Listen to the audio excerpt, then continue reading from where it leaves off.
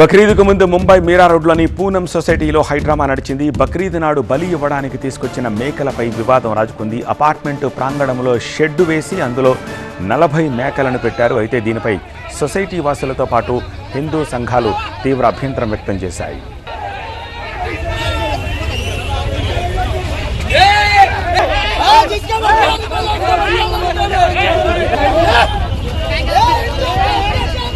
అపార్ట్మెంట్లో మేకల బలిని ఆపాలని, వాటిని అక్కడి నుంచి తొలగించాలని హిందూ సంఘాలు ఆందోళన చేపట్టాయి.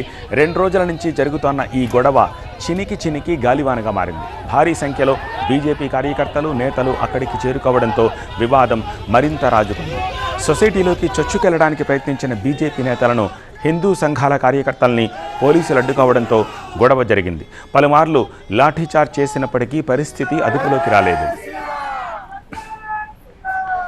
చివరకు అపార్ట్మెంట్లోని ముస్లింలకు పోలీసులు నచ్చజెప్పారు. 2 వ్యాన్లలో ఆ 40 మేకలను అక్కడి నుంచి తీసుకెళ్లిపోయారు. దీంతో ఈ వివాదం కాస్త సద్దుమణిగింది.